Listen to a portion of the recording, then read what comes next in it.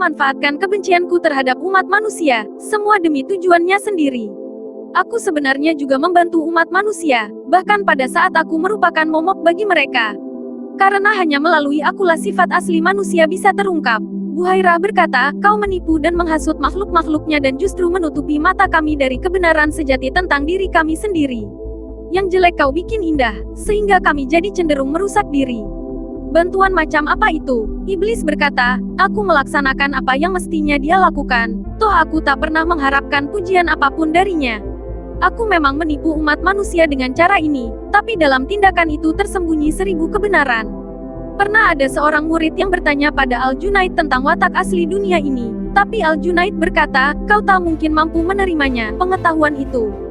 Si murid berkeras, tapi Al-Junaid memarahinya dengan mengatakan, pengetahuan yang kau cari akan menghancurkan dirimu sendiri. Lupakan saja, tanyakan hal yang lain. Ketika untuk ketiga kalinya si murid bertanya, Al-Junaid berkata, sudah kuperingatkan kau, biarlah Allah menjadi saksi agar tiada yang menuduhku bertanggung jawab atas kematianmu. Maka disingkapkanlah bagi si murid, watak asli dunia ini. Begitu mendengar jawaban tersebut, si murid sontak menutup telinga sambil menjerit, tapi tetap saja pengetahuan itu mengejarnya. Maka ia juga mencungkil kedua matanya sendiri. Tapi tetap ia tak sanggup menanggung beban yang membanjir, sampai akhirnya ia melompat ke dalam kobaran api. Seraya menjerit, biarlah aku lenyap tanpa bekas, tidak bersisa tulang, tidak pula debu. Kalau aku ini pembohong, maka kebohongan Allah lah yang aku katakan. Kubuat dunia jadi tempat yang menyenangkan bagi manusia. Kututupi bau busuknya dengan wewangian dan kulapisi wajahnya yang mengerikan dengan hijab keindahan tak terkira. Kubuat semua tindakan manusia tampak benar dan menyenangkan.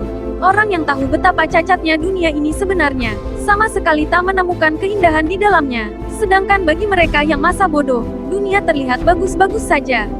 Akulah bidan kebodohan mereka, padahal sedikit saja mereka gunakan akal mereka, segala akal bulusku pasti ketahuan.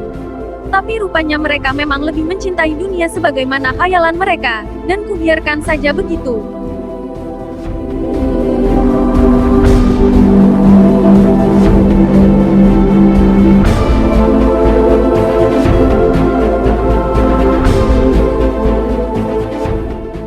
Wahai Buhairah, cobalah kau singkap tabir ini.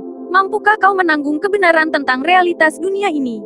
Justru cacat inilah, ketidakmampuan melihat realitas, yang telah memelihara dan menghidupimu selama ini. Jika kutarik semua kepalsuan ini, niscaya kau akan jatuh seperti Isfandiar, dengan anak panah Rustam menembus sebelah matamu. Buhairah berkata, justru gara-gara tipu dayamu manusia jadi terlalu menganggap tinggi hidup mereka, bahkan sampai menyingkirkan Tuhan mereka sendiri, dan akibatnya mereka buta akan kesejatian diri sendiri. Iblis berkata, tidak Buhairah. Telah kuperlihatkan kesejatian diri mereka. Tipu dayaku telah memberi mereka inspirasi tentang kehormatan manusia. Jika tidak dibohongi soal nilai-nilai hidup mereka yang menurut tuduhanmu dibangkitkan olehku, niscaya tak akan ada yang mau bertahan di dunia ini. Karena saat itu juga mereka segera mencampakkan belenggu kehidupan mereka dan berbondong-bondong kembali padanya. Tapi jika kututupi kebenarannya dan hanya menunjukkan apa yang mereka ingin lihat saja, niscaya hanya orang-orang terpilih dan memang pantas sajalah yang rela berkorban dan menghampirinya atas keinginan sendiri. Sisanya tak lebih dari sampah penciptaan dan tak pantas ditinggikan. Jika mereka memang tak menghargai hidup mereka sendiri, apalah nilai pengorbanan mereka? Akulah yang memberi arti pada pengorbanan, akulah yang memisahkan gandum dari dedaknya. Buhairah berkata, di bawah pengaruhmu, umat manusia kelaparan, saling membunuh dan berperang. Mereka singkirkan apa yang justru menjadi perintah Tuhan dan berlomba-lomba melakukan larangannya. Iblis berkata, kujebloskan mereka dalam penderitaan dan kesengsaraan, itu benar. Tapi melalui penderitaan dan kesengsaraan justru watak asli manusia bisa tersingkap. Tuhanku berkata, lakukan semaumu terhadap mereka, tapi biarkan mereka hidup.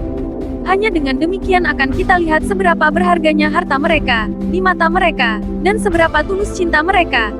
Hadapkan cermin penderitaan pada mereka, agar mereka mampu melihat kesejatian diri dan bersaksi atas diri mereka sendiri tak peduli apakah mereka tampan atau buruk rupa.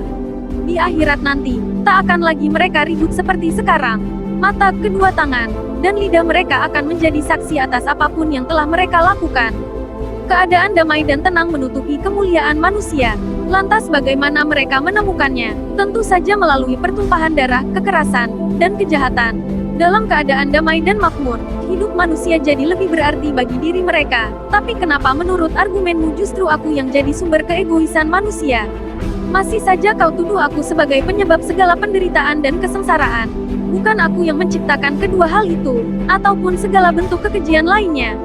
Aku hanya bertindak sesuai dengan keinginan Tuhanku.